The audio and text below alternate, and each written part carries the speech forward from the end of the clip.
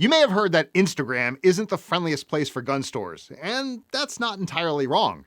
But the FFLs who figured out how it actually works for this industry are building real audiences and driving real foot traffic without spending a dollar on ads. Hi, I'm Ron with TacticalPay, and today we're walking through how to use Instagram as a licensed firearm dealer, the rules, the strategy, and the content that actually moves the needle.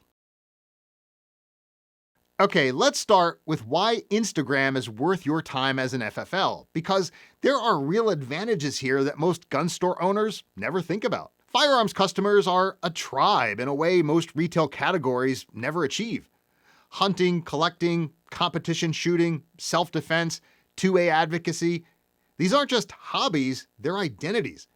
Tribal communities share and advocate in ways casual shoppers never do. Listen, your customers genuinely want to promote your business. You just need to give them something worth sharing. Instagram is also a near perfect fit from a content standpoint. It's a visual platform, and firearms is a visually rich industry. Hardware, custom builds, range days, before and after gunsmithing work, most retail businesses grind to find interesting things to post.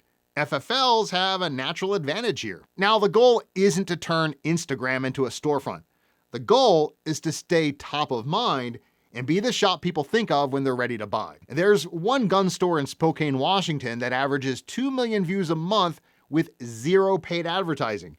And their co-owner credits it with keeping new customers walking through the door every week. Now, before we get into what to post, there are a few things about how Instagram is set up for this industry that are worth understanding, because most gun store owners only know one piece of it, and that gap is where accounts get into trouble. Instagram actually has 3 separate sets of rules, not one. Your organic posts, which are your profile, feeds, reels, and stories, fall under Meta's community standards, which include a written exception specifically for licensed brick-and-mortar firearms dealers. Most FFLs have never seen it. Paid ads, on the other hand, are a different story. No firearms promotions, no exceptions, regardless of your license. Same with Instagram shops, which are off limits entirely.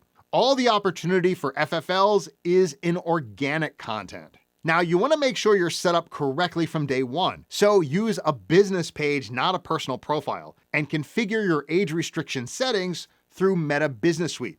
Now, the exact steps are in Meta's Business Help Center, which is worth checking out since the interface changes periodically. So there's one thing to watch as you post.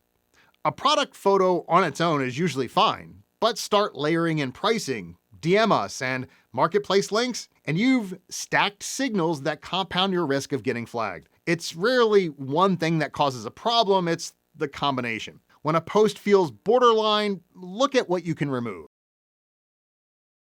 So with that as the foundation, here's what actually works for gun stores on Instagram. If there's one format to prioritize right now, it's Reels. Short-form video gets disproportionate reach on Instagram, and educational or humor-based content survives moderately better than promotional content. If you're only going to do one thing on this platform, make it Reels. Now, here is content that works well. Safety tips and maintenance how-tos, range days and event recaps, new arrivals framed informatively, behind-the-scenes shop content, gunsmithing work, humor, and 2A community content. One consistent finding from FFLs who are actually growing is you don't need to show a firearm to grow a firearms account. The community around the store, the people, the culture, the lifestyle often travels farther than the product itself. Now, there are a few things worth avoiding even when they're technically within the rules. Aggressive or threatening imagery, tactical framing that reads as intimidating rather than sporting, and heavy political content that tends to attract hostile reports. Instagram's automated moderation doesn't read context well, it responds to signals. Content that looks alarming to an algorithm, even if it's perfectly legal, is more likely to get flagged. So keep the tone community first, and you'll have fewer headaches. Now onto frequency of posts. Consistency beats volume every time. Showing up once a week for a full year will outperform bursts of daily posting followed by months of silence. The algorithm rewards cadence, and so does your audience. Oh, and there's one more thing worth saying before we wrap the video, and it changes how you should think about all of this.